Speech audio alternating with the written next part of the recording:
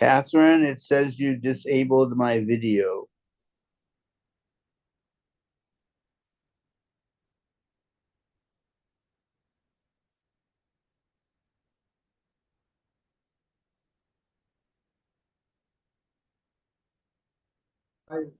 I heard you, Jim. Let me see what happened. I don't know Paola? why that is. The password has been changed, right? Did you try again? Maybe because you were attendee? I'm trying now. Same thing. I think on the line where I am, you have to touch the camera. I'm not sure what that means. In the list of attendees, then No, you're a panelist now. well, then in the list of panelists, there's a microphone and yeah. You know how you would mute someone? You'll see that my camera is turned off. No, I see that. Let me just say something. Try again. No, it still does that.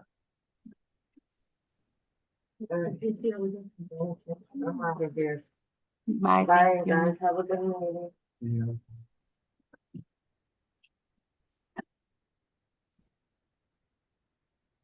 Make sure to put the card away. I'm trying to put it in.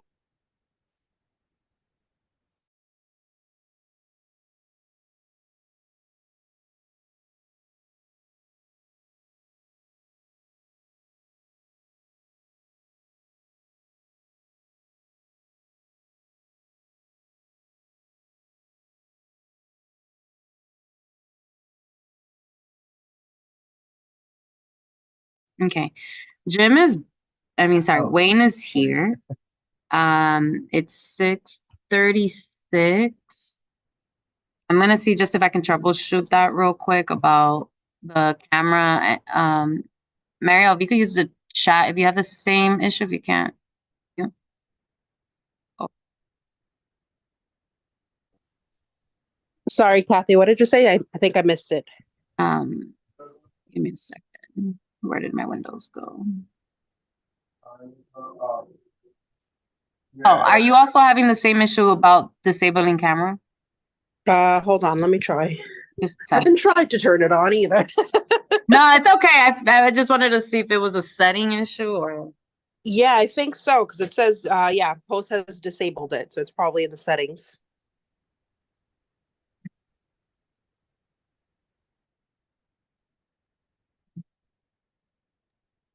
Let me.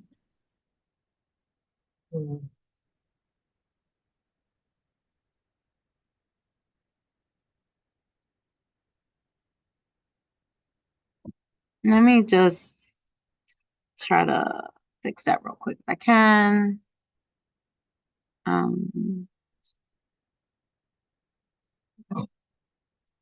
January. No, January we fixed last month, so. That's December. I'm sorry? December. Oh, that was old from the last meetings this week.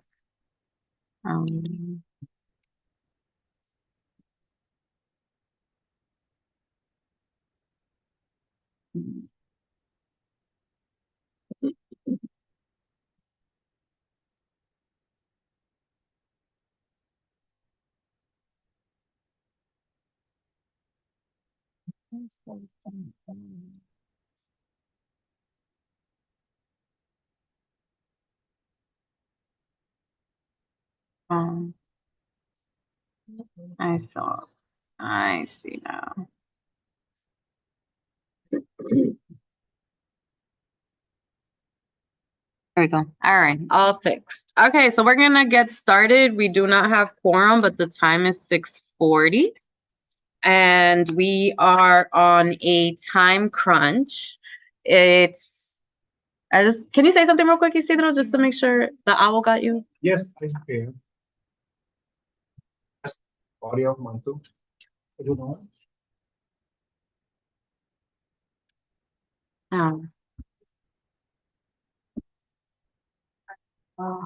Good night.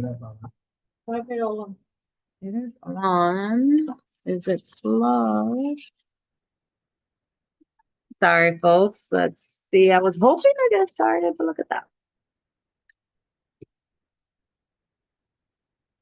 I will. Okay.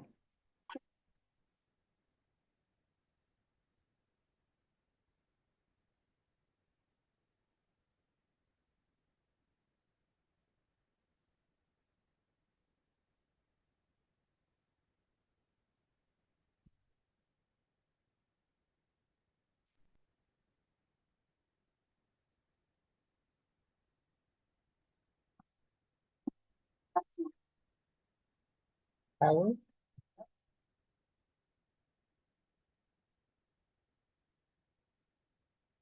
Oh, there it goes. I need to hear the little. All right, sorry about that. I know we're live and bumbling.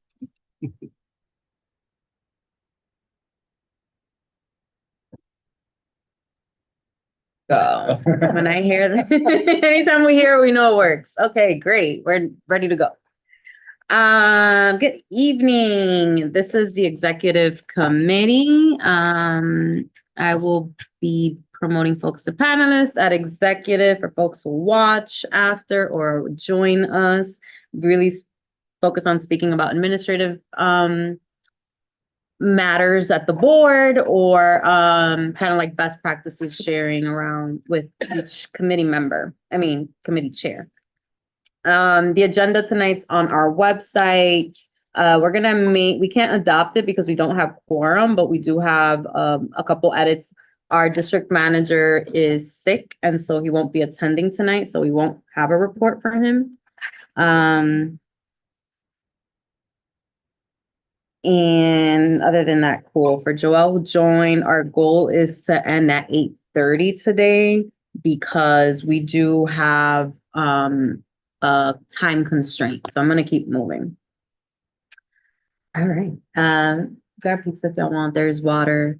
I made good on the reminder. Thank you, Jim, for the food tonight. So we'll try to replicate that across some of our meetings. Our committee meetings, or at least snacks, where our budget can fit. All right, so for my board chair report, it's been a really busy 2-3 weeks. I will say, I think one of the big things, particularly for us to keep in mind this month, developments that'll happen, and that you can pull up a chair. Hi, Ryan. For next year, especially for the first quarter of the year, is a lot of the development projects that are taking place in our community. I'll definitely talk about that a little bit at the general. But we will have, variances, a lot of the Inwood rezone, the Eliza will be opening next year, if all goes to plan. And many of, obviously, the projects that we see that are really coming to fruition and are getting closer, as well as new projects that are supposed to start. So I have made it kind of my job now to really pay attention to those and try to get as much information as I can. So I will share that that's one thing that happened, and I know Wayne might talk about it during his report in terms of just what happened in the last 2 weeks at the board office. And then I don't think because Ebenezer's not here, and I'm not sure if what's his name? Nobles will be attending tonight for the cannabis task force, but we will have 2 items for January for that the office received in time for the deadline of the final applicants at the for cannabis, and one of which is a micro business, which is again a business that can cultivate or has to cultivate and do retail really similarly to a brewery. So those are 2 things that are coming our way in January. The bulk of what I wanted to share report in my time is actually the next 2 items. So I'm gonna shut up after I take Marielle's hand and then move forward with those, because I think that's the bulk of my admin report. But go ahead, Marielle. I'm on the phone. Hi, Kathy. Sorry. Hi, Kathy, and good evening, everyone. Yeah, I just wanted to reiterate what you mentioned. Obviously, we were on a call together with Wayne talking about kind of development projects at the HHS meeting last week. We had HPD, and so certainly welcome kind of working with you and others in identifying what do we want as a community. And I know one of the things that we had discussed is around putting forward a resolution that outlines what are the standards, what are the wants and the needs that we should put forward when it comes to any development in kind of our district. And so that'll be something that will be forthcoming soon. So just wanted to put that on the record and share with others. Thanks. Mhm. Yeah. Joel and then Mary. Hi, good evening, everyone. Sorry I can't be in there in person, but I'm all the way in Queens. I couldn't make it. But I just had a quick question. Maybe I could save this for next meeting when we have more details with Wayne and Mary Ali. But there's a specific project I want to ask about in regards to one on Fairview and The Fairview Broadway. and Broadway. Yeah, what's going on with that? That one, Ebenezer, now that he's back, that's on his agenda for district service cabinet. We don't have any updates on behalf of the developer, but he's gonna ask DOB, because you can easily say abandoned for a while. Yeah. And we don't know if there's a reason why that project stopped. So that one's definitely on the list, but definitely, yeah. Okay. Thank you. And then, Mary? I put my hand up because I can't understand anything anybody's saying. Yeah, sorry, folks, if you don't hear, our owl is, what's the term for that? I don't even know. Muffled. Muffled, thank you. Hold on.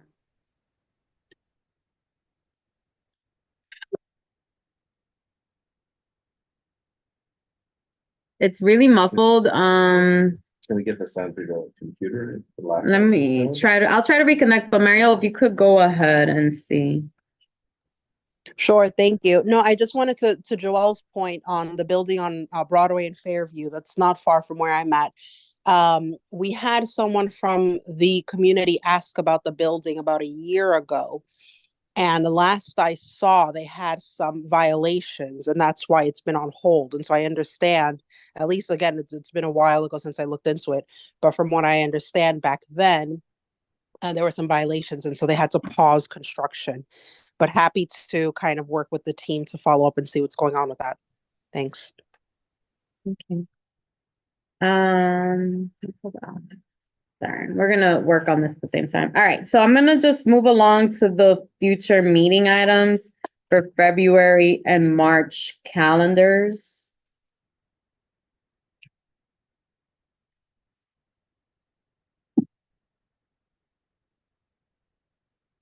Disconnect and make a move. I don't see any hands on Zoom, so I'm guessing y'all are okay with it. Oh, actually, I don't think everybody got it. Yeah. So for the month of March, there's a typo for licensing. We meet at 6:30, not 7. Okay. Yeah, Paola made it since she hasn't been here for a while. So the times are gonna be off. I'll make sure that's fixed. So licensing's at 6:30. Business, are you at 6:30 or 7? I'm at 7. 7. Housing's at 7, correct? Health is 6:30. Could someone send me a copy of the calendars? I don't believe I got them. I'm gonna be honest, I don't think we got them digitally since Ebenezer was out and Paola's getting caught up. But I will say Okay. there's no changes based on the months that we have. I think February is it, yeah. Yeah, for March and February. For bylaws, it'll be the 3rd Wednesday, so the 21st of February at 7 and the 20th of March at 7. They're different. We have a leap day. Yeah, this is a leap year, Usually I actually. catch up, but So we'll get the last week of February, quote unquote, off. For folks who are here. Okay, cool. So I'll adjust the times. We're not affected by President's Day on the second, actually, we are, but that's a Domingo. Oh, wait, no. All right, so I'll talk to Nobles and to Domingo about their committee meetings for February because President's Day is a Monday and the office is closed. So we will fix that. All right, and then I want to just troubleshoot because the next piece is a little important. Um,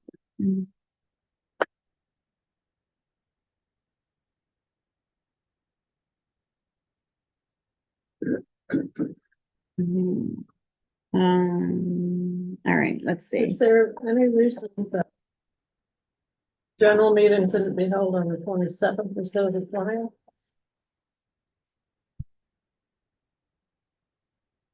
It could, So we don't have back-to-back meetings?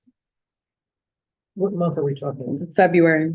It's right now it's listed as the third in, Tuesday, so it's exec on Monday and that Tuesday, that one. So then we get a week, quote unquote, Because in free. March it shows it on the 4th. Well, it's supposed to be the fourth. It's supposed to be the fourth. I think it was, Maybe that's just an error. yeah. All right, I'll put it back to its regular, what its schedule is. And Catherine, I see that, District Service Cabinet, meeting in Feb is the third, Thursday, but in March is the second, and reason for that? No, I don't know. But that's, Ebenezer determined that, so I'll find out. Good thing we're actually going through this. Okay, so we're keeping the regular rhythm, February, right? As of now, the only change would be for cannabis and youth to decide their dates. And the general meeting will be. No, the general meeting is gonna be the 27th of February, because it's supposed to be the fourth of every month, and that could pose quorum issues if we do. All right. Hopefully, all right, so we did the calendar. I'll get locking the times. It's okay if folks didn't get time to review it or forgot, but I did circulate the Service Design Studio final report. It's the pilot project that we did, and they shared their outcomes with us. It's not very long. I don't think there were any surprises really. I can quickly share it. Just kind of like high level. And then another piece is that they did a, what's the term? Did like a video highlight about working with a community board. It's the first time they ever work with a community board. So, you know, it's not your typical city agency. So there was a lot that they learned in their process about what's possible, what's not, or just learning about boards, period, because a lot of their team members were entirely unfamiliar with community boards. So I thought that's cool. I hope folks can see the screen okay. I'm just gonna go through. We already know this was our team. Super grateful for Demi, and Cara and Victor, who I interacted with the most. And then they had different fellows who supported the project. Sorry, I'm just gonna go. Oh, wait. Did I? Wow. I apologize for that. Let me go back.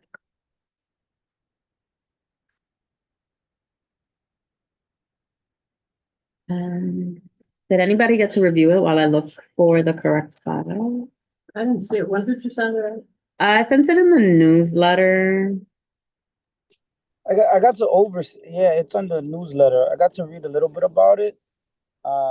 Didn't get to like the meat and potatoes, but are they gonna come present it, or is it like are they gonna like No, they're not gonna come present it, but if we do have questions or, you know, we want further information based on what's the report, they're down to come back.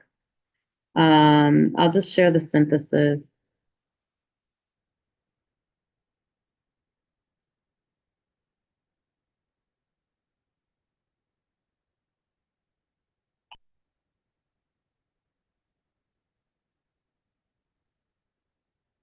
Where do we go?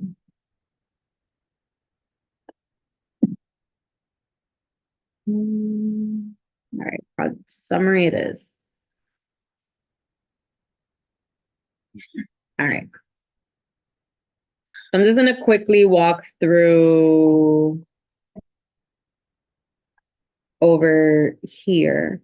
And these are all, these are a lot of things that we've already kind of discussed over the years, right? Of what are things that can be done outside of meetings to increase awareness, or recommended activities that can take place during our meetings or within our meetings, to support participation and engagement.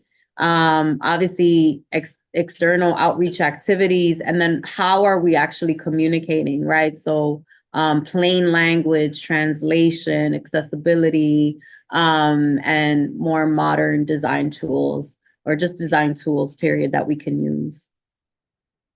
And they also shared with us examples of similar governmental bodies that I would say that that they looked at to see more or less what are other models that we could refer to.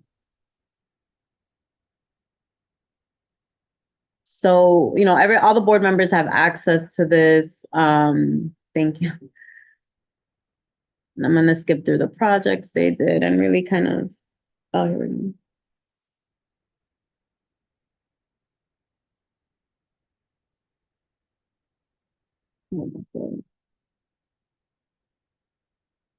Sorry, I'm dizzying some of you guys.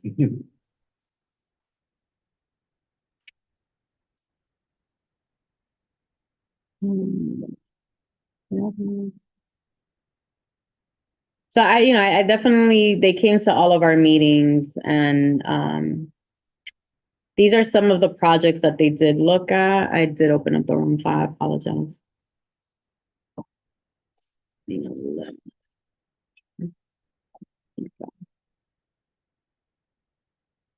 Okay, so these were the populations they focused on, right? So elders, families, youth, and business owners. And this was really based on who we either interact with the most, or who do we have like vital information for, right? Especially business owners tend to pop up often.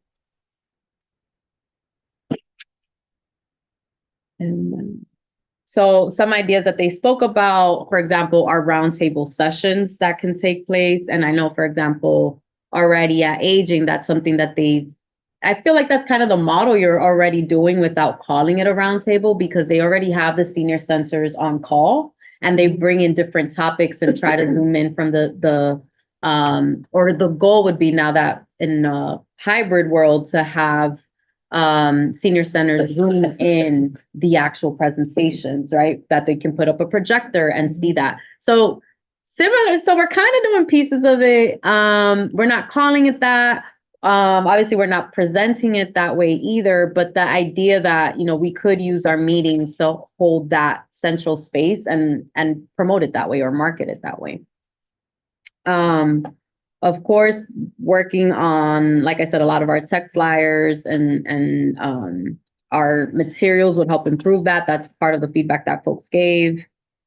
Obviously, when it comes to address families, we all know that just from our own board members, right, who are caregivers, who are parents as well, who have challenges in terms of being able to attend night or evening meetings. So they did talk about that, but they talked also about like, what are the external activities? So we floated before, like resource fairs, block parties, daytime events that we can kind of host on our own versus, just attend somebody else's event, to be able to kind of highlight and engage people on the issues that they care about that can inform our meetings. And then having a social media feedback loop, right? So I think, for example, with City of Yes is a great example of that, where we can post some of the issues that we are encountering, where we want to get public opinion before resolution, right? Or maybe it's licensing, like, hey, these are the 6 businesses in this area of the neighborhood. What do you have to say? Send us your feedback, right? So being able to kind of keep that consistent approach of wanting more public engagement across platforms. And letting youth lead was one of the, in summary, one of the last pieces, right? So being able to have young people lead projects through the community board. I think to Domingo's point of being able to have a public member on youth would allow for more of their voice, more of their issues be representative on that committee, and hopefully for the rest of the board. And then a radio hosted event. So being able to use kind of traditional media too. So I'm gonna, oh, and then businesses, sorry. So the small business manual, which Joel, again, you've already talked about, we've already floated about being able to have more kind of like a guide or a how-to in terms of CB12 and small businesses, beyond just licensing, but with a lot of the contacts. So I'm gonna just kind of leave it there just because I do want to get to another key point. But as you can see, these are some of the outcomes or ideas that came forth. I want to say I think maybe it is a good thing, right? None of it was super surprising or just like, oh, we've never thought about that. But I do think that it was really affirming into like we're there, just what are the resources we need and the time and maybe people to get there. So read it when you can. Any questions about it? Going back to my participants. Joel, go ahead. I just have a quick question because I was just reading the social media part. Do you think individual committees could create social media accounts? I would say no. I think for many reasons, we are a city agency, so at the end of the day, we need to comply with Do It and city rules when it comes to social media. There is a manual, which is why like there's a Facebook that is run by the office. I do think that there's opportunities for board members who want to help on social media that can assist there. You know, so if somebody is really good at content creation or calendaring and is able or just is willing to share that expertise, even if it's once a month, then that's opportunity. But the account itself has to be handled and hosted by the office. I was thinking more even the committees, like individual committee social medias. You don't think it's possible, right? I'm just throwing it out there. I doubt that it's possible. No, it has to be from the one account for the board and managed by the board. But the board's account can have sections that Yes. deal with the individual committees. Yeah. So I mean, if the idea is for people to have a place where they can go see what business development's talking about, it can be on the Mhm. community board's, site. Yeah. So I would say take a look at that. If you have questions about it, send them my way and then I can send it to the service design studio. And then probably when we talk about budgeting, we can in the new year talk about if there are projects that we would really want to like advance. Yeah, go ahead. Just around youth, I think it's great. And I know Gail was really good at getting youth members on all the different community boards. But one of the problems we always had was like they were about a year out before college, so they would be here and then they would go off for bigger and better things, and we wouldn't see them again. So Yeah. I don't know how young we're able to start, but be nice if they could engage for 2 or 3 years. Yeah. No, and I think I'll be honest, and then Jim, I don't think, and this isn't about just ours, I think in general, community boards aren't a youth centered space. Like it's a lot for us to take on. Imagine for a young person that's in school or high school or even middle school. So I think, that's why it's nice to maybe pilot it with a single committee, because it's less of a responsibility of like, I have to go to these 3 meetings and I don't know what's going on, versus like a smaller intimate setting that I think we could make more youth friendly. It's just, we gotta do it. Jim? Well, 2 things. The minimum age to be on a community board, I believe, is 16. And there may be young people who just, feel this is something they want to try. And so, and the other piece is I just want to second what Catherine said. you know, the board is responsible for all social media, so that's why it has to be done, you know, as she indicated. Thank Do you understand what they're saying? Can you translate? Barely. Hold on. 1 second. I had to disconnect the. So the board is responsible for all Echo. social media, and that there's a minimum. I believe it's 16. Jim, can you say something real Oh, quick? yeah. Oh, do you want me to talk? Yeah, hello. Yeah, Thank you. no, I was just, I concurred with what you, Catherine, Yeah. said about, you know, how the board has to be in control of all, so, you know, social media, because as you pointed out, we are a city agency. You know, if we were some private group, we could do whatever we wanted, but, you know, we're actually, you know, volunteer city officials, if you can imagine such a thing. Mm-hmm. Thank you, Jim. All right, the last and certainly not least thing that I have for y'all is an update around a board member survey. So if y'all saw, there was a call to do this. Jacob kindly volunteered to help draft and put together a board member survey. And the goal, I will share my screen. It's very rough. But I hope to kind of click around and just give an idea of the intent. And I will ask that if there are things you, especially as committee chairs, would like to know, would want to see, let us know. The goals that we're launching this in the beginning of the new year. Part of it is because there's never been, as long as I know, there's never an actual survey about community board members, not even from the city.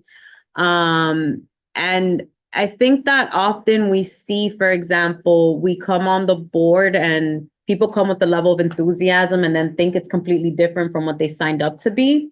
But also because we need more concrete feedback, both I think at the committee level and in a way where folks feel comfortable to do so. I think that, like, while a lot of us have rapport with our fellow folks, sometimes people just shy away, don't want to give feedback to a committee chair about how a meeting is going, or that they want to do something, or we're uncomfortable with something. So the goal is to have this Survey Monkey. Well, I'm going to explain why it's long. We're cutting it down. We're still building. One of the big pieces is that we're going to collect the same exact demographics that the MBPOs does when we apply. So that way we can get a really strong sense in terms of any like equity issues at the board. And also just for helpful. I can see with age, you get to 60 plus, and that's where it ends. Yeah. So this is more or less, I think, how they have it. Okay. Here you're going to select then, and this is where we branch out and why there's a lot of questions on what's your role. Because we really, for example, if you're a committee chair, your questions are going to be different. You know, we want to be able to understand, you know, what's your experience like a board member, but also for you to self-reflect, very similar to the workplace, right? For you to self-reflect how you think you're doing as a committee chair, what you need as a committee chair, right? So like, how do you feel your relationships are going with the city agencies and groups? A lot of it's going to be like a Likert scale. So we're just going to go real quick and easy. So we picked a lot of the tasks that are y'all are responsible for, like agendas, minutes, rezos. And then also some like open-ended questions of what you want to see, what do you need? The other piece here, and this is also where the branching gets a little more complicated, is do you have an assistant chair? What kind of work do you work with your assistant chair? What would you want to see from your assistant chair? So very much kind of like that, even though it's not a supervisory relationship, but just that idea of to understand the collaboration on both of your parts. If you don't have an assistant chair, do you want one? What are you hoping to have? How do you want to distribute the work of a committee with your assistant chair? So that's why it looks longer than what it is. And then we do have one for elected officers, where it asks a lot of the similar questions to committee chair and assistant chair. And then for board members who aren't in a like leadership position, if you will, who are just participating, asking them as well, just their experience, and if they are interested in future leadership positions, what would they expect? And then we have one for public members. So being able to ask public members what their tenure's been like, what feedback they have, things like that. We're aiming to make it shorter. It will be a Survey Monkey, and we haven't really gotten to the specifics, but I think that the goals that we have, at least 85% of the board do it. And then be able to pull out the data. It is going to be anonymous, and then at the end, we're going to give people the choice to put their names if they want to talk about it. And then the goals, we're going to run it open for about a month, give people after the holidays to do it. And then hopefully February, March, Jacob and I can talk about it and we can see what we do with it. Any thoughts, concerns, questions? I like it. Oh, thank you, Jim. Debbie. Actually, I do too. Mary that likes it too. What, my concern is about the public members. I have a feeling that and I know this, that they're sort of secondary. And I feel like they should be more involved I agree. with a lot of things. I don't think they get the communications from the board, everything that they should get. I think they should be getting everything that we get. So to keep them informed, at least about what's going on. Yeah. I agree. I made some edits, for example, the way, like I sent my monthly newsletter, I realized I didn't know all the public members. I didn't have them on there. So I added the public members there so that they get the same thing in terms of announcements that we're all getting. But I 1000% agree with that. So I'd be curious to see what they see. Yes. Okay. Yes. Go ahead, Debbie.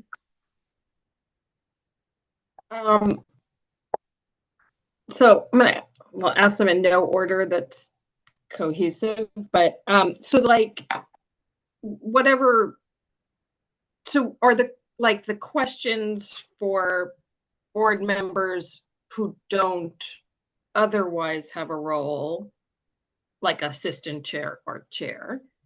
So do the people who do have one of those extra roles, do we have a bunch of common questions? And okay, cool. Sorry, like a common question.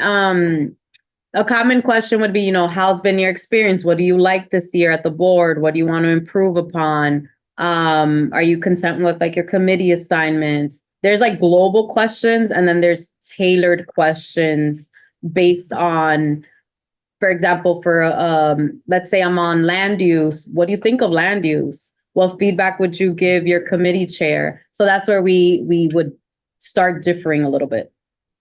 And then will we assistant chairs have questions about executive committee? Can you build on that? What do you mean about executive? So you're asking a board member, oh, what do you think of your committees? Blue, blue, blue. But are you going to ask us members of the executive committee, how we're feeling about executive committee? In the same way we'd ask somebody how you doing on land use? How you doing on TNT? I didn't add that, but yes, we will add that. I mean, yeah. So the biggest, this is awesome. This is my questions in no way were anything but for you, what's the biggest driver of doing this survey?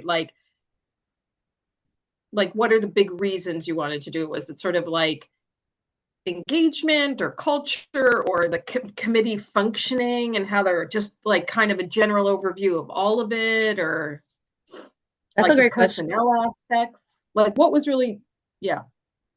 I think two things is that, and I'm trying to say it in a way so I don't put anybody on the spot. I think sometimes I think, for example, at least in my tenure as chair, right? Like I'll put in my signature, hey, if you want to meet or have any concerns. Like I think that there just hasn't been a structured way for members to give feedback about how things are going to make concrete changes. I think that we've made it dependent on, oh, I can ask the chair for a meeting, but not everybody's always willing to do that. I know we've talked about other structures, like formal structures for sure, and this isn't meant to replace that. But I think that the idea that just having rapport is going to lead to feedback or just the feeling like we're transparent or we're honest doesn't always lead to that. Because I've learned some stuff much later than I thought that I would learn it. Right. I'm like, oh, but you could always reach out and give me that feedback. And I'm like, but if we have an annual opportunity, just like at the workplace, to give feedback about our own body, then there's like a fair level way for folks to do it. I think too, and I think also comes from a lot of our conversations at exec about how do we share the load a little bit.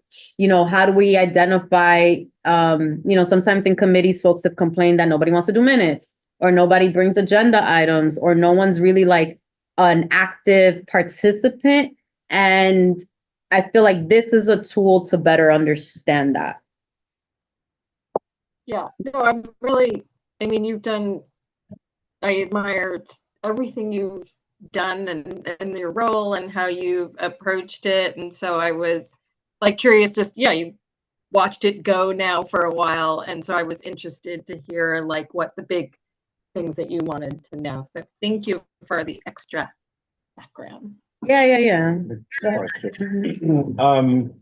I certainly don't want to open up anything here, but will the staff be invited to take the survey in some fashion? I mean, obviously for them, the anonymity is tough because there's only currently 2. I mean, I think Chanel could still be helpful if she wants to volunteer and take a survey, but it would be interesting to see in terms of their interactions with board leadership, board members, because they also talk to each other and other community boards and know how other community boards are functional or dysfunctional in their own ways. That's interesting. Yeah. I think, I don't know if I would have them do this same exact one because I feel like they could maybe as part of like, I mean, there's a performance evaluation, but maybe as part of it, we could build a component that is about their relationship with the board. I will say also, I've learned like oath, they can use oath if they're looking for ways to express like, I mean, it's always like the negative stuff, but also the positive of like, how do we kind of build a relationship with our members? I don't know, but I think that'd be super curious to do. Yeah. So, oath is The Office of Administrative Trials and Hearings. yeah, it's very scary authoritarian name. I don't That's understand. okay. You're not- Office of Administrative Trials and Hearings. Okay. Yeah. So I feel like I only knew them because of the ticketing. Like they do a lot of ticketing and like I think what people think as punitive stuff. Mhm. But and actually and Aisha, when she had mentioned it, I looked into it further. And they're the city agency that mediates for city agencies. So the staff, for example, if they have issues amongst themselves or even with a board member, can go to oath to get support. Mhm. And they also do trainings for the staff around like conflict mediation and things like that. So they partner with the Civic Engagement Commission, who's supposed to do the trainings for boards or who do trainings for boards. They work with them. They also make conditional decisions for Commission on Human Rights complaints. Oh, I didn't know that. That's all. Okay. Cool. So that's basically that. Jacob's been a rock star with this. We're both newer to SurveyMonkey. So our goals for the new year and get that rolling. All right. So I'll move it on to report. So go ahead, Joel. I'm gonna refer to the minutes. We just had a presentation by Valeska She was at the general board meeting last month. She's part of the Harlem Commonwealth Council. She came in, gave us an update on cannabis, and she is working side by side with SBS to facilitate applications for free. So if you're someone who wants to apply for a cannabis license, any type, she's working with SBS to facilitate that for anyone. And we also spoke about some updates with SBS and the Office of Nightlife. Shout out Jeffrey Garcia for becoming the new executive director, and the Office of Nightlife kind of forming with the SBS. I think another announcement we had is that the minimum wage is going up on January, so that's great. It's going from $15 to $16. So that's good news. And I think another announcement is that the committee is looking into resurrecting a bill that kind of got shut down in 2019, but it's called the SBJSA bill. I do not, off the top of my head, don't remember the acronym, but basically it's to help commercial tenants, negotiate leases after the leases are done, and kind of force landlords to sit at the table with them. But I'll give you more details once the committee kind of does more research on it. But besides that, I'll refer to the minutes. Thank you. Thanks, Joel. Over to Wayne. Thanks. We went over three things. The Bond Center gave us a more detailed presentation on, the work they're doing to develop sort of an economic development equity tool. And unlike the city's tool, which was generated as a function of local law 78, I believe we'll talk about later, the tool from the Bond Center is much more granular and can analyze impact on a project-specific basis. The city's tool is, at the neighborhood level, at the zip code level, but for the tool that City College is developing, it is at the project level, and it could compare a proposed project to multiple sample projects. So you can compare in the analyses, and for each client, or in this case, community board, that has a platform developed for them, that client develops the criteria that is important to it. And the projects are evaluated against sort of the customer specific criteria. So it's something that, can be, quite useful for community boards to identify, where they see their priorities are, and then to analyze proposed projects, not based upon some, citywide criteria or metropolitan planning area criteria, but, it's very specific to that community board. But it's also useful to be able to work in conjunction with the city's tool, because the city's tool, I think we discussed last year, it pulls together in one portal information that's publicly available, but you currently would have to go to each one of those sites to get the information. Whereas with city planning's economic development tool, it's one portal and all of that information is there for you to use. The interesting thing is, in terms of developing a digital planning platform, we've been talking about the cost of a license, and for nonprofits, there's a discounted rate. So I think it's between $3,000 to $5,000, so it really isn't that expensive. However, the Bond Center expects to have access to a number of licenses for free starting in 2024, and we're working to see if CB12 can get one of those licenses.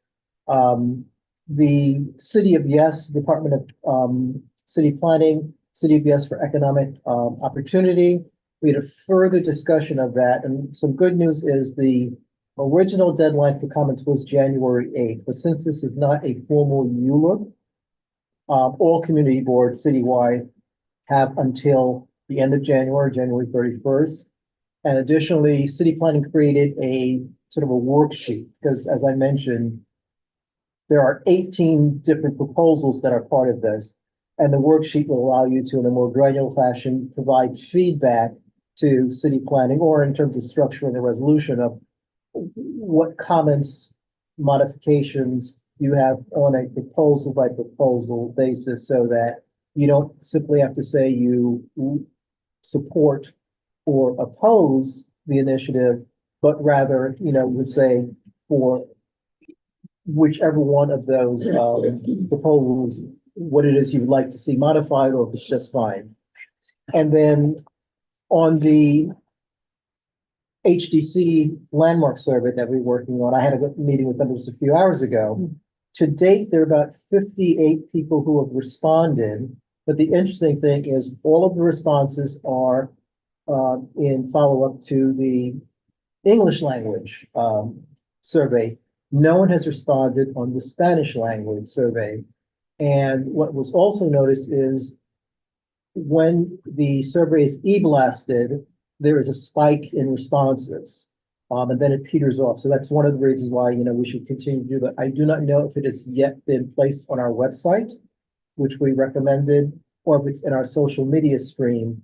But going to your interest in having, sort of monthly lotteries and gift cards, it's important to continue to e-blast it, because it seems every time it goes out, people pay attention and respond. And in terms of outreach to the Spanish-speaking community, HDC wants to know what our thoughts are. Are there ways that they can help, or things that we think can be done to get a broader cross-section of people responding to it? And also geographically, I took a quick look, and most of the responses are kind of north of the George Washington Bridge. So I think we need to encourage residents district-wide to respond. And I think at a general meeting, a board member asked some board members to respond. Of course they can, but none have so far. I think, I don't know if anybody, Joel had his hand up. Yeah, go ahead, Joel, and then I'll say something to that. Oh man, the bond center. I'm excited. I know me and Wayne have been talking about the bond center. And I think it's two questions. One, is the tool that you're comparing to it Live XYZ? No, No, it's a different one. So city planning has, it's called EDI. okay, yes.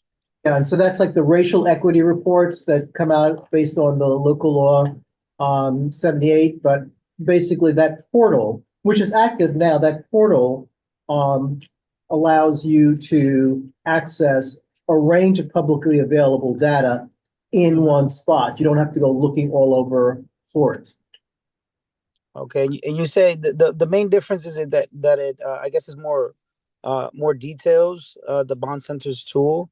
The bond center would allow you to examine a project at the project level. The city's tool is not that fine grained. So what the bond center has developed allows you to look at a specific project, what its impacts are, but it also allows you to compare that specific project to any number of comparable projects at the same time. Okay. Understood. Does it do anything for like vacancies in small businesses? Because I know we spoke about that. It does whatever the client asks it to do. That's my point. Depending upon who the client is, the community board, we identify what we want to be able to analyze. Gotcha. And that's the information that would get, put into the process when we're looking at a project. Yeah, I fully support that, Wayne. Yeah, that's awesome. Thanks.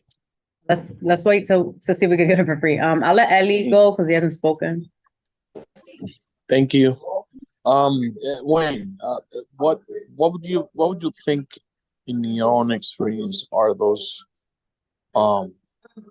qualified limitations as to why there hasn't been as many survey responses in this package? What would you think are those things that you can identify as to that could be resolvable, that could be doable? Well, I mean, to get a better outreach. One of the things that we requested on a couple of occasions is for the community board office to outreach to community-based organizations and to have them help us get the word out. And that would be, you know, one way. I mean, yes, the survey is available in English and Spanish. It's available out there, you know, through, you know, the internet, but maybe someone needs to emphasize the point that it's available. There are hard copies, maybe, you know, as we pointed out that, you know, the community, based organizations could have hard copies available, you know, at their offices, or when they are communicating with their network, they can let their network know. I've reached out to several of our elected officials, to, you know, have them share it. I know Robert's office called and said, what the hell is this? But, you know, they wanted to make sure that HDC was working with us, and they're very much working with us. So if we have community partners working with us, that can be one way to help, you know, spread the word. Mhm. Yeah, and just to kind of like make a comment, I think the private sector has it's probably 1,000 lights away from distance from how in the way that cities outreach. And I'll just give you a quick instance on say Heineken, right? Heineken would promote beer differently in for Queens for the Colombians or cerveza, whatever in the Dominican. So I think there's a distinctive messaging difference between 120 or 200 cultures around the city, and I think that's important at the time when they're designing the kind of message that they want to outreach. So that's just a little comment that I've encountered in the past year or so in my new experience, that the messaging and how you message is just as important as the results you get from outreaching as many as a diverse a city as this is. Yeah, and that would be, I mean, the survey is the survey, but how and who does outreach to, you know, stakeholders is key, which is why we've said that it would be great to have community-based organizations that already have contacts and have constituents, to have them also help with the messaging. Mhm. Yeah, I was gonna add to that. We got to do that, and then there's also like just I think two things, right? We can redo a flyer, and the goal is to have at the general meeting the flyer now that we announced the gift card component, and that would be staying every single week when we e-blast it. I think another thing too that's maybe tricky for me, like I haven't done it, and I'm thinking about like what would I submit, and it's hard. I guess it's and I'm not saying it's like a language-based thing, but it's also just like what would determine that? Like I know that's in there. Like I know how to explain it. Like I think it's hard to kind of wrap my head around. Does this deserve it? Does this deserve it? Is it old? Is it about how old something is? But the point is, it's up to you. You are telling us why you think it's important. Right. And I think there's also on the list, right? It's not just about, is it architecturally fancy enough, right? Because people tend to think the Jamel Mansion, the row houses. Oh, yeah. But thinking about what are those historical, cultural, social pieces, and what I know Joel spoke about social media earlier, but maybe something that I would love to do, and not to say TikTok resolves it all, but I do think like video content, video series about like, this is what this means. This is what the impact could be. So there's a ring light here. So Wayne, we can record something and get that going. And I think that could be something that we can put on the website, disseminate to our partners. I mean, we have the opportunity to incentivize it, which I think is helpful for sure. And helps kind of get the word out a little bit more. But I mean, yeah, I guess I'm down to also support on that way too. I think a video help of what it means to preserve and why it's important to preserve sites in the community is helpful. You need to Manuel on this. Like besides celebrities, I think like schools are always looking for fun activities to do, you know. For instance, at PS 132, there's something called Career Fridays, you know, so you could technically, and I'll work with whoever, but it's also like, I feel like as people reach out to the community board, there's outreach funding for a lot of these agencies, you know, and I think it's we also have to keep it, to like, how do you leverage that, you know, because what I start noticing is like this expectation of, you deal with the outreach and we'll deal with the content, you know what I'm saying? As opposed to like, well, technically, I'm assuming the vast majority of city agencies already have a robust, like, I wouldn't say marketing wing, but like an infrastructure to do outreach, right? So for instance, you have all these links all over the city that was supposed to be the outreach tool for everybody. Now I don't even think anybody uses them. You know what I'm saying? Or people pay attention if they work, right? Because now they're all breaking down all over the place. So it's like, for me, it's also that, like, truly engaging in what a strategic partnership is, but also for the board, being able to engage locally and potentially co-sponsoring activities at a local level to be able to be, like, I feel like the aging, talk about individuals who've lived here for decades, right? Being able to chime in, that'll be a fun activity to engage the elderly in.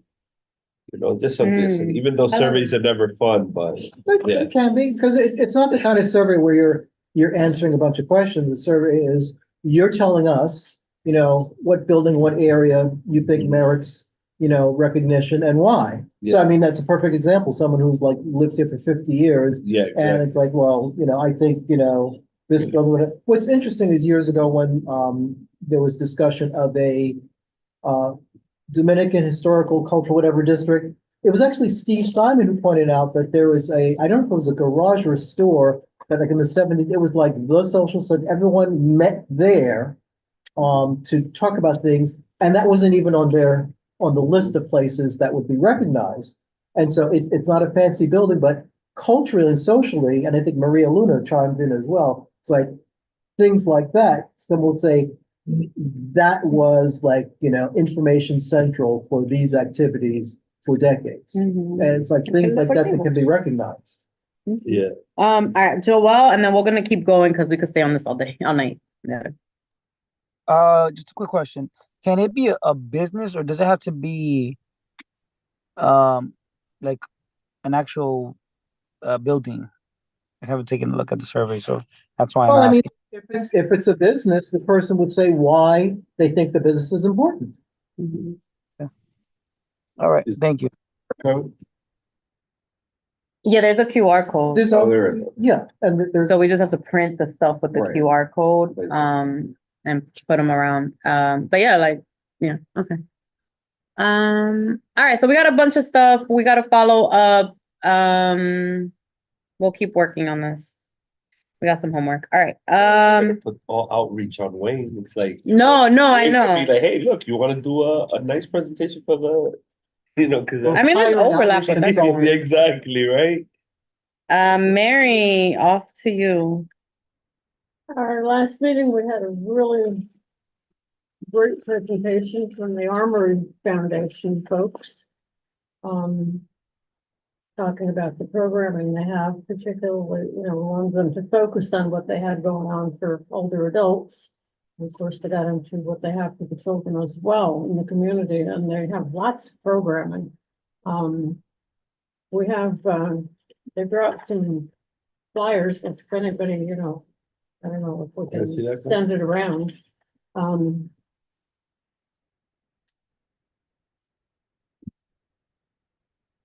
Yeah, some of the So, info we could I'm put. sorry. No, I'm sorry. I was gonna say some of the info we can put in the weekly newsletter. Yeah, that's stuff Mhm. that's focused on the, you know, because they have the Attain Lab over there as well, which anybody can go to, you know, young adults, seniors, everybody. And what the seniors are doing is after the exercise group is called Seniors Aim High at the Armory on Tuesdays.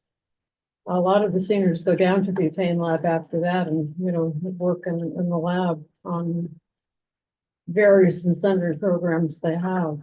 And of course, as I said, this, you know, the exercise group, which is an hour long on and off the track. And then we have a half-hour presentation by doctors from the AIM clinic, presenting on different medical issues or other things you know, like depression and that sort of thing that older adults deal with on an ongoing basis. They also brought us some goodies. They brought us some yoga mats in carriers. So that was really nice. And that's about it. It was well received by everybody. Our next meeting, we're planning to have somebody who I've known since I joined the Asian Committee as not even a public member yet, long ago. A lady by the name of Laura Whitehorn is involved with a group called RAP, Releasing Aging People from Prison.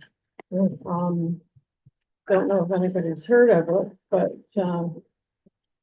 basically their goal is to get people who are aging in prison who have not committed big crimes like murder released, because it just doesn't make sense for people to be dying in prison. So she's going to come and present on that. As I said, she was a big part of the Asian Committee back when Gloria Vanderpool was the chair. And I believe there was a discussion of that program years ago. Mm-hmm. Oh, yeah. Yep. So we're going to reinvent the wheel and get involved again.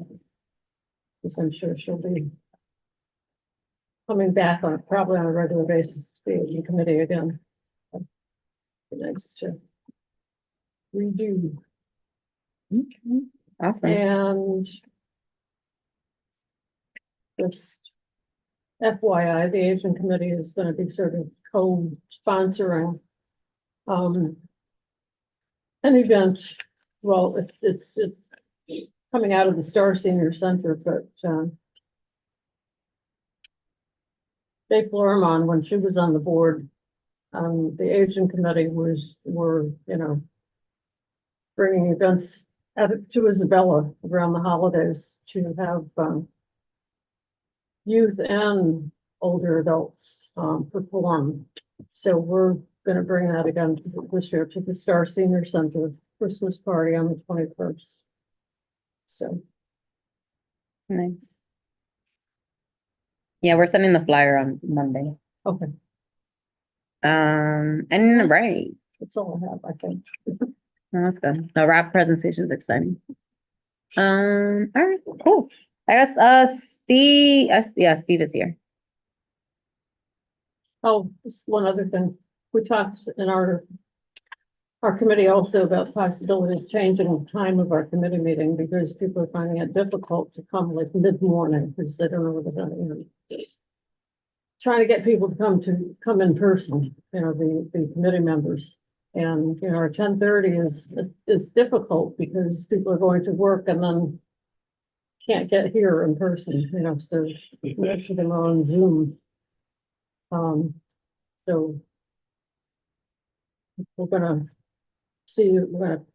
talk at, too bad Ebenezer's not, but we're gonna talk to the staff to see if it's a possibility of us having it at 9 or 9:30 instead. So it's the beginning of the workday, and then people can, go on to their jobs afterwards. So. Yeah, for sure. All right, I think Steve is busy. Yeah, so we're gonna jump to Marielle if you're free. Yes, I am. Thank you. Good evening, everyone. So earlier this month, we had a presentation from housing, from HPD on their plan to launch the request for proposal for the site at 4095 9th Avenue. It was a really good discussion. The presentation, I think, kind of provoked a lot of really good questions. The purpose of the presentation was really for them to work with us to identify a plan in terms of community outreach for the actual request for proposal. So talking about, some tabling that they would be doing, working, working with them to put on a community workshop where then kind of residents would then come and provide some feedback in terms of what they would like to see in the building, but also what they would like to see in regards to the developer and the community-based organization that they would work with. But I think overall it was a really good conversation. There's a bit of a follow-up that needs to happen. They have been in touch with Carmen de la Rosa's office, our city councilwoman. And so I'm going to follow up with their office tomorrow just to kind of see kind of what that discussion was based off of. I think, as I mentioned earlier, and as kind of Kathy mentioned at the beginning as well, there's a bit of kind of setting the tone for what we as Community Board 12, not just the board, but obviously all of the residents as well, want to see here. And so that'll kind of be a really big focus of a lot of our work moving forward. We also had a really good presentation from Inwood Legal Action and kind of some of the platforms that they use. And I'll have to kind of go ahead and circulate that to all of you because I thought it was quite useful. Sorry. And so I'll make sure, and I think it was, it's called the Eddy. And so what they kind of do is there's a, by law, developers are meant to produce a racial equity report or the impact of kind of a racial equity report for this particular site, because it's the one that I was just mentioning just now, the HPD. It came out of the Inwood rezoning and it's city-owned land. It's kind of outside of the scope of that. But point is, it was really, I thought, incredibly useful and kind of some of the work that they've been advocacy that they've been doing. So we'll make sure to share that around. We're still sorting out what the January agenda looks like. I think the other thing just maybe to highlight is that both Kathy and I participated in a housing town hall at the end of November, I think. And that was really good to kind of have a lot of, it was hosted by the city councilwoman, but to bring in a lot of different stakeholders that were there. And so there's a little bit of follow-up from that. But for the rest, do stay tuned and go ahead and read the minutes. Thanks. Are we? And I forgot to mention, I mean, Inwood Legal Action also presented to land use. So the same information that Marielle was mentioning, they walk through, the EDI, which is the city planning tool that was representing that is, readily available for use, although it's not project specific. It has a lot of valuable information. Correct. And so we'll make sure that I send that around so everyone can use it. It's certain, and it's not just specific to land use or housing. Certainly something that you can all use in your respective committees. It's a great tool. EDI. or Eddy. It's really cool. Equitable Development Index, or we'll find out. Yeah, I played with it. I think maybe post survey next year. I know we talked about like a guide for committee chairs, especially. I feel like the data sources or tools available, something we should definitely add, because I feel like this year we've gotten a wealth, right? Like we have the Eddy, potentially the Bond Center, the one that Joelle said, the census trainings that happen that like writes full narratives for you. So I think we have a lot of data sources at our fingertips, but like consolidating it into a list would be helpful so that, anything comes up, we know where we could go.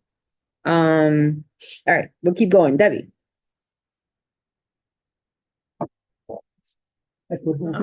Thanks, Kathy.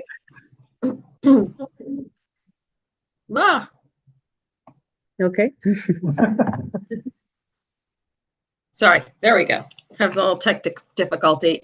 So we actually, which rarely happens to us, did not have anything on the agenda this month. So but DOT, was there, so we had opportunity to just follow up on some old stuff. And just hear from some attendees about issues. There's by 157th, people are really losing their minds with like the comeback of this apparently very, very, very loud, very disruptive announcement coming off the BX6 bus and then reverberating through what is like a canyon. So you could be like 5 a.m. and you're on the 10th floor. and you're just getting shaken out of a deep sleep to just like bus turning. Anyway, so we heard from a few people on that. I just attended was it last week?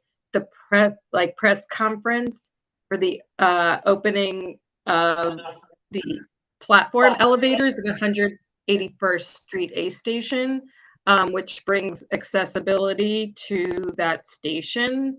It was exciting. It was happy.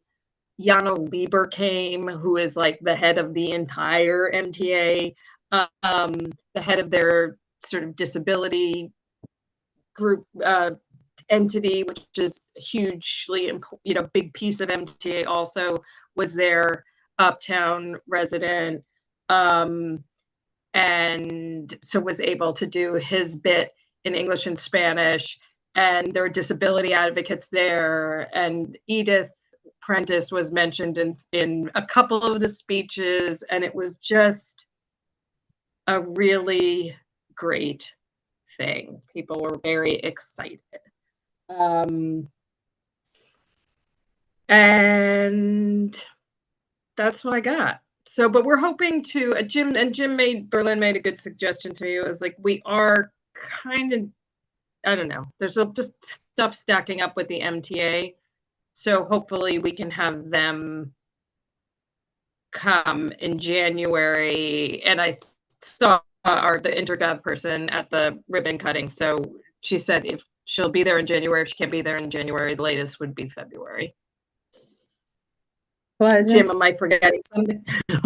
Well, I just wanted, the way I put it, because, not everyone may even remember Edith Prentice, who was a neighborhood, in fact, a citywide, maybe even national advocate for the disabled. And the way I put it, she rode a wheelchair, I said, once these elevators opened, she was dancing in heaven. I mean, that was the thing here. This was her home station. She could not use it. Anyway, so it's nice. And the mural and the art is staggering. It is staggering. If you haven't seen it, like, go be with it. Carmen Lizardo, the artist, I feel like she really got it. That's it. Almost there. So like I'm saying, like, we're almost there, like, because I passed by Dykeman and I'm like, oh, the elevator's almost done on Dykeman. So the fact that I feel like we fought and waited for so long to have accessible stations up here, it's like we're inching closer and closer to completing that. Not fully, but, yeah. Unfortunately, at 175th, those are now being replaced. I can't believe it's now old enough that they are being replaced. So we'll have to do without those for a little while. Jim's sharing some photos. But yeah, so it was a long go, but it is done. Meanwhile, those darn escalators at 181st have been like, there's been one that's been consistently out of service. So it's like ridiculous considering they just opened. No, it was closed for years.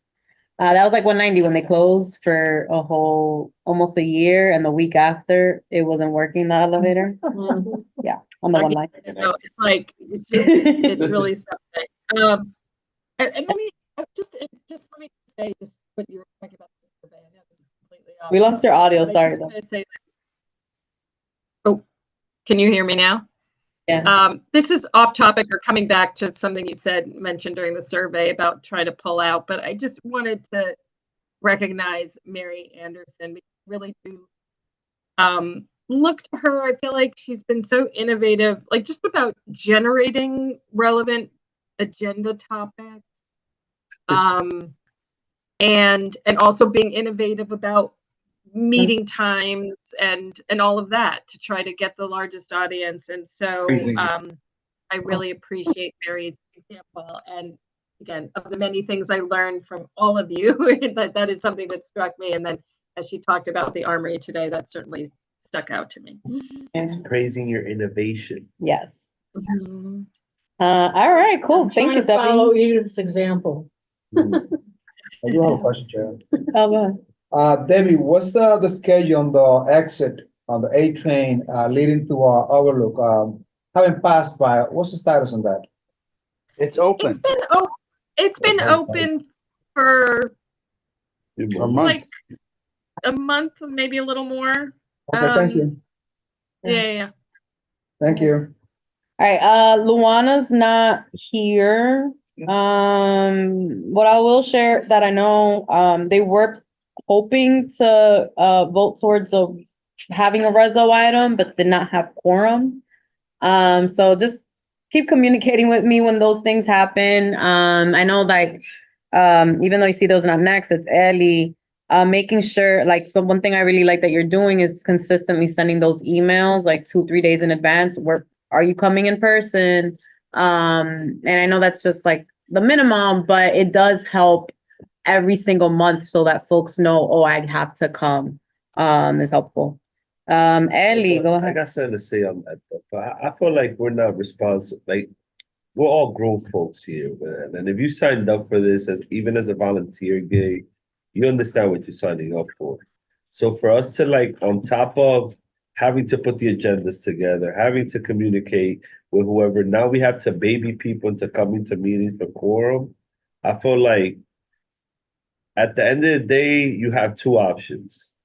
This is a volunteer gig that has certain requirements for you to be able to participate. Either you win it or you're not. You know, and eventually there has to be either the borough president comes and starts developing vetting processes, but like we should not have to take on, and while Isidro's doing it out of the kindness of his heart, but we shouldn't have to now also have to think about, well, you know what? You have to come to your meetings. It's like, what else is next? Like when they don't come, like I just feel like, yeah, you know what you signed up for. If you don't have the time, take a step back, try something else, allow somebody else who does. But I don't believe in like, you know, when I was a new member here, it was always in person. It was always this.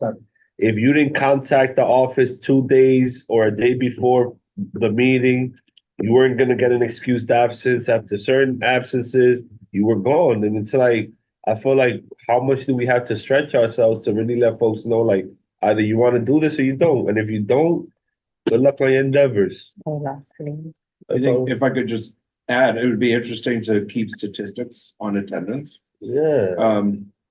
Because obviously we do it for the elections every year to see how it compares, and then we could inform the borough president's office or whoever to let them know, hey, this hybrid thing is working, it's not working. Before I was gonna say, I know there's a hand, and I was we lost Ellie anyway. So two things. Now that Paola's back, Marie actually helped create a new template for how the office tracks attendance. So that's gonna be used, and Paola's gonna start. We're gonna start looking at those numbers so we can just compare with the Zoom reports what the trajectory is.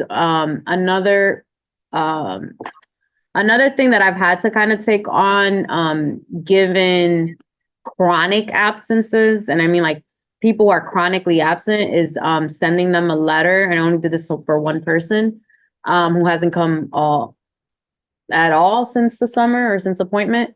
One letter, if you don't respond, I'm gonna remove you from your committee assignments. So you won't have any committee assignments, because then that counts towards your quorum. And I feel like at least right now, until that person gets reappointed, that's the only tool we have, so it doesn't affect the committee's quorum, or at least that I know of. So that's something that I'm doing, and I'm gonna look again at like, or you know, if somebody's chronic, like, hey, you are on verge of being removed because you are consistently affecting the quorum.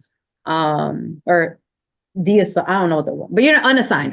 Yeah. But anyway, so Wayne, and then I opened Pandora's box. So just on the issue of, you know, attendance, I mean, one of the things that Liz Ritter did really well in the many, many years she served as secretary was to, you know, track the attendance, and she would remind the committee chairs that we are supposed to give her the copies of the attendance.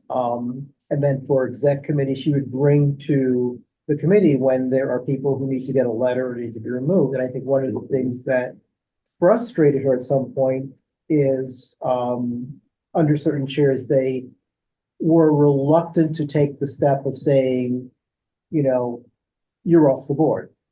But the whole thing is, as Domingo said, I mean, if you're not coming to your committee, They would show up meetings, if during you're not coming elections. to That the was the general, time. well, yeah, they'll show up for elections. I mean, but it counts towards quorum. So, I mean, being secretary is a real job, but also, I mean, when the secretary, you know, comes and says, this person has missed, you know, 9 out of 10 meetings, it can't be, well, a lot of excuses why they shouldn't be Yeah. removed. Yeah. All right, we're gonna go to Debbie, Jim, and then Isidro to wrap it up, so then you can do your report. So, I mean, I agree with all of that. I mean, it's until, I don't know, or it was always that way that like, it was very clearly enunciated pre-pandemic of what was allowed and what crossed the line. And then, and yeah, once a year, at the same time every year, you got the list of people that had fallen on the wrong side on absence wise. And then there was a discussion about, you know, that was presented at executive. This is who's going to be receiving the letter. Like, it just ran. And then I don't kind of know what happened to that. But I mean, part of it is, I guess, then we had COVID. So this environment, I hope I haven't missed. I appreciate that you communicated about the opportunity to comment on the hybrid. I do feel like every employer has had to contend with the way the world changed with COVID and people's ability to work remote. And the idea that the city has not adjusted at all with community boards, like, I think that has to give. So I take both the point that, like, you make a commitment, it's a big commitment, you need to show up. But on the other hand, the world did change. And I know I've had to roll out a different thing with employees now about who don't necessarily want to give up all the remote time. And like, every employer has had to deal with this. So the idea that there's no room, like, I just think that, like, also at the same time, I think the city needs to look at this and say, this isn't working either. Like, there's one thing to not be showing up and meeting your obligation. It's another thing to say, they could say, general meetings you have to show up in person, like punto final. And then, you know, we you know, encourage people to be in person for their committees, but you know, you can choose to do one remote amount or something like that. But the fact that since I don't have an excuse, I don't have a thing, I don't have an exception, that I've been at every exec, I think, except for one, but I don't count in any of them because I'm doing them on remote. So I just encourage everybody to respond to that survey that our chair shared in the last newsletter, because I do think something needs to give to also make it easier and let us capture all the positives of increased engagement by giving people a Zoom option. Jim, go. Thank you. The only downside of Kathy's plan of removing people from committees is basically you're rewarding them for not going to the committee because now they don't have to go to the committee. The point is, which I think several people already mentioned, we have very clear rules, and if you don't go to the committees, as soon as you meet that criterion, we just throw your hiney off the board, and the board has the power to do that, and we've done it before, and so basically, I mean, I'm myself, I'm much happier staying home. It was cold outside. I have sniffles. I really wanted the pizza, but I'm near my refrigerator. So in some sense, you know, Zoom made the whole thing too easy, but I think, you know, I agree completely that, you know, people have this responsibility. If you agree to be on a community board, you must show up at 2 committees every month. And if that's not what you're going to do, then either quit, or the second you meet the criterion, we're just going to throw you off the board, because other people who, you know, will follow the rules, hopefully will do that. Now, the other thing, and I understand everyone's frustration with these hybrid meetings. In fact, the other problem is I hear the meeting much better here at home on my iPad than I do in person. So actually being in person now is almost a disadvantage. There's this echoey sound, and sometimes the room is cold, and heaven only knows what. So, you know, this is a very difficult thing. but the they that has to, that can, the only they that can fix it is the state legislature that created this new version of the open meetings law. And you see, they're sort of torn, because if you're a public body, you should actually be, see, if I had my way, and I think maybe a lot of us had our way, except it has its shortcomings too, we would just have Zoom meetings for everything. That worked quite well during the pandemic. But in fact, you know, in the real world, people should actually meet one another and be in the same room, unless they're spreading, you know, pestilence or something. So it's difficult, but I agree, you know, and it's very frustrating.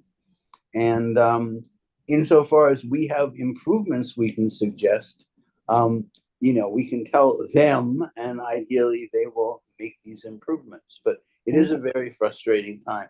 But I agree with the sentiment, you know, we are here at this meeting but following some rule or another, and if others don't want to attend the meetings they're required to attend, goodbye.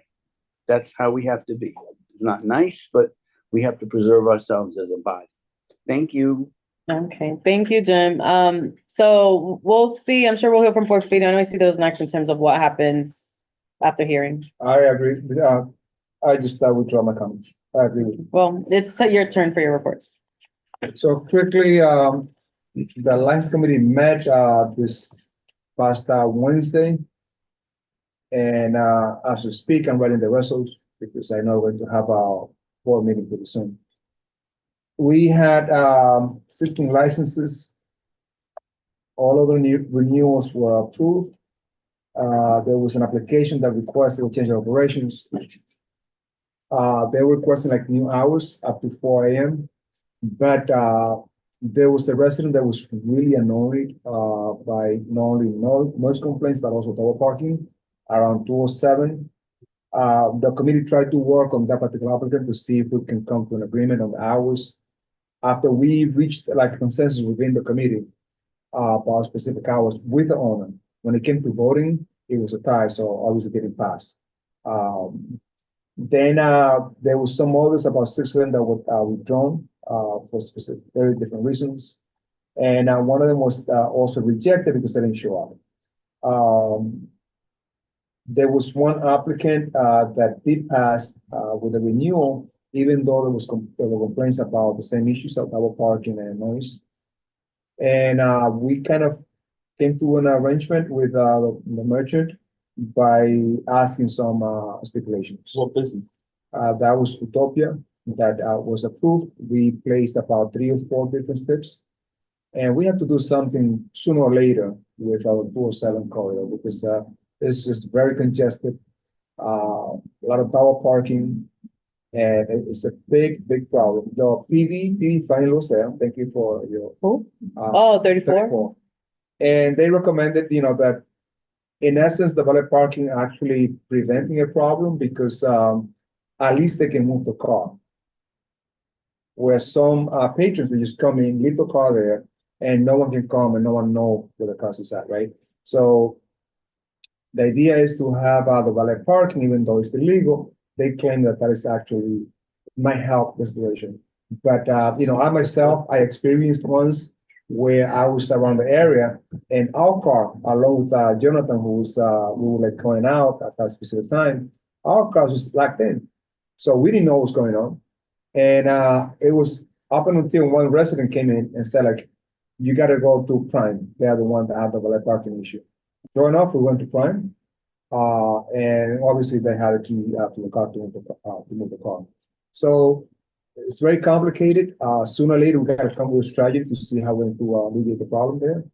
But overall, I think the committee worked in good faith to see how not only we can help the merchants, but also help our residents in alleviating the noise and the double population. I was gonna say that maybe that's something next year you guys can explore taking on with a mix of business development around valet parking and any like regulations that maybe consumer affairs or DOT or I don't know, just like so we can get a better understanding of the world of valet parking, Of legal. and illegal valet parking, or I don't know why the precinct. I don't understand if it's illegal or it's a gray space because that's It's illegal. It's illegal. No, Okay, so it's it's illegal. illegal and it has nothing, it's public safety. I do agree that, like, I would like to either make the joint meeting of traffic enforcement, of public safety and TNT on traffic enforcement, have that be an annual thing. But on the other hand, we need them to show up. They don't show up at meetings. They don't show up at DSC. But they're the only ones who decide what gets enforced. And there's obviously a lot of people, a lot of different voices are wanting the NYPD to enforce a lot of different things. And that's double parking is one of them. But, you know, I don't know if people have been picking it up in the headlines, but sort of aggressive driving, traffic deaths, Parking. pedestrians and cyclists is like at an outrageous level. And it's like,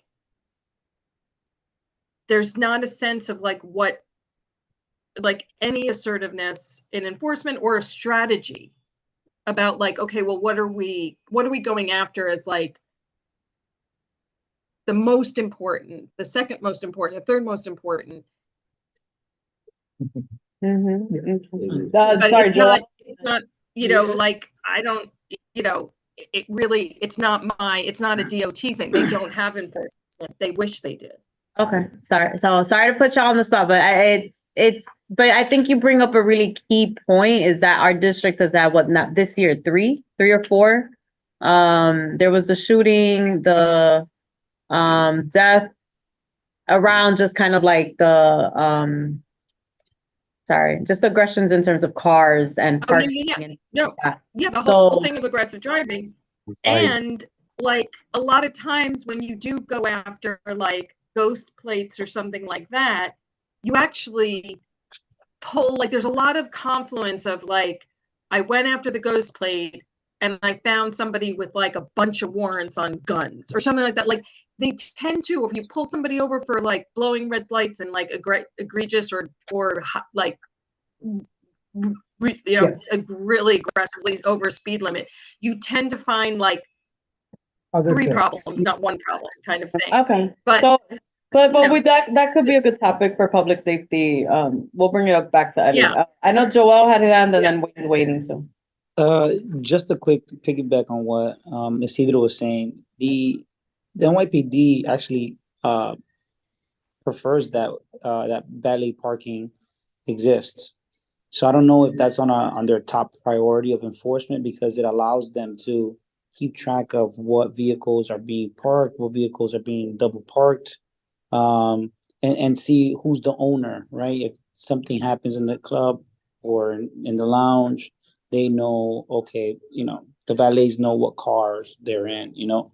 It kind of adds a second level of enforcement is what the 3-4 was saying. So yeah, I don't know if that's if valet parking is, yes, it has its cons, but it definitely has its pros. Yeah, but I think the issue is we need to clear, valet parking in and of itself is not illegal. I mean, many hotels and other places have valet park, they then park in a parking lot. But the problem is when you're doing valet parking and you're double parking on public streets and using the public streets, that is what makes it, you know, illegal. So, if there was some place where they could take the cars and park them off the street, that would be just fine. I remember years ago, someone was using like the gas station kind of as the parking lot, which was not legal, but at least it was not on the street. Okay. All right. So something to explore. I think Jim, is it burning before we go to Domingo to wrap up reports? Just I wanted to comment that you know, it's you know, this irony because although the police may like it, insofar as this valet parking is being done in an illegal manner, it may not be done however much the police like it. And that's always been, and this is just like one little example of how the police have always functioned. If it suits their purposes, it can be as illegal as all get out, and they will allow it because it suits their purposes. And other stuff which annoys them even as individuals, they won't allow. And this is a kind of tyranny. It's gone on forever. Hopefully, hopefully it won't go on forever in the future, but that's the way the police are. And it's something that we always have to keep on pushing against. But, if we don't, then, the last thing you want to be is a doormat, because then you're going to get stepped on. Okay. So we'll keep talking with folks. Up to Domingo for his report, and then bylaws, just because we're inching time. Yeah, so we had a presentation by Road New York, and some difficulties they're currently experiencing in one of the schools. We're working with them to see how we could support them. And then we just had a conversation around I became chair in September, so we spoke about the different avenues we explored in those 3 months, which was speaking more on maintaining subjective topic lines, and being able to engage not solely on things we're passionate about, but also identifying legislations that align with some of the values that we seek to amplify on behalf of the community. So we did have legislators come in. We've had city agencies come in. We've had nonprofits come in. But now, as we enter 2024, it was how do we hone in now on preventing this reactionaryism of something has to happen in order for us to speak, as opposed to how do we engage in a conversation of this is a priority for us and this is why we're doing this. For example, starting in January, the first resolution that we're going to put out is, and Steve, I'll hit you up so we could try to do the joint one, but we have both legislators for a bill that a legislative bill that seeks for there to be punitive repercussions for false advertisement of healthy foods that impact youth, right? And being able to engage in the health conversation. So we have both the state senator and the state assemblywoman who co-sponsored the bill coming to speak on the bill and the pattern that it has created, because now they're coming up with sugar taxes and this and that. So I think as opposed to waiting for these things to become a big conversation within the community, we start planting our seeds now from its inception. So that's part of the conversation we had, and just being able to transition over to engaging in much more strategic and less reactionary. So whether it's identifying a package of bills, we know that there's budget cuts coming. How do we know budget cuts are going to come every year, but how do we get ahead of the curve? So that's what we mainly engaged in. We identify some strategies and we're going to implement them in January. Cool. I see a hand from Steve, and then Steve, you can dive into your report, and then joint Darryl, meeting in January, Steve. If you want to report. join us in that bill meeting, I'll send you all the information.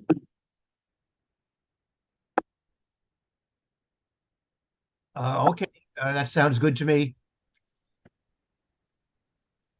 You can go ahead, Steve. Okay, so for my committee report, at our December meeting, we had our annual update on HIV/AIDS in the community. Once again by Dr. Peter Gordon, the medical director of the Comprehensive HIV Infectious Disease Clinic at the hospital.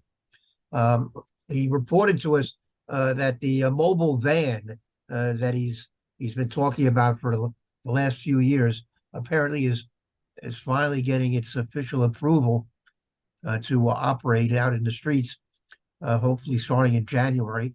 And I indicated to him that the community board would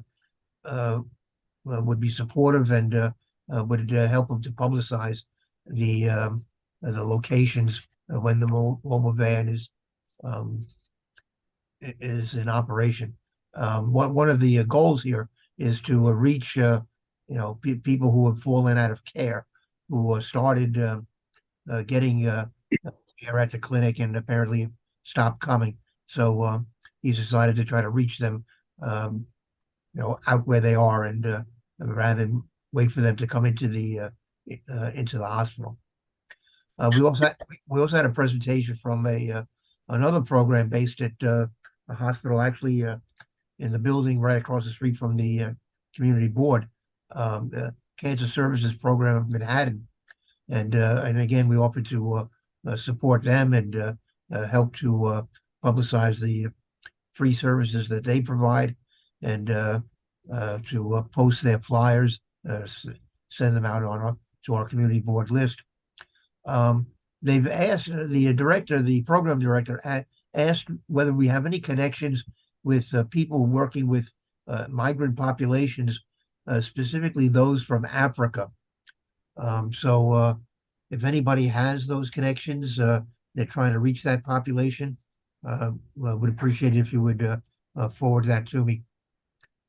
And let me just add or ask. I don't remember seeing the final list of budget rankings. Was that sent to us? No, I did not have time to send it, Steve, because it was just me. But now that Paola and Ebenezer are back, maybe for next week, or let me see when we can get it over. But I put on the website, so. All right, so we're going to get it soon, right? Yes. All right, very good. All right, Daryl. Yeah, with bylaws, we kind of started our last meeting. We didn't have quorum. We were about to shut down, and then someone came in and we had quorum. So we ended up having a meeting anyway, which was good actually, because we went through about 1/3 of one article. It was a very lengthy discussion. But we should be wrapping up Article 10 and starting on Article 11 at the next meeting. But it is interesting for the discussion we had earlier. One of the things that's currently in our bylaws that likely what we'll suggest is eliminating this is when it comes to attendance, partial attendance. And that's just something I don't see committee chairs doing, like who shows up half an hour late or who leaves early, before a vote, but maybe they signed in. So something like that is so hard to gauge. But I just wanted to throw that out there, given the discussion earlier. Mm-hmm. And yeah, that was it. Perfect. Can I mention that we have a special meeting? Oh yeah, I think you should float that. One of the things we also talked about, I talked to Catherine about, was once this is all over, to have a special meeting of the board to discuss the bylaws rather than having it take up time in a regular meeting. So that way we can air everything out, hopefully in that period, which could take a while.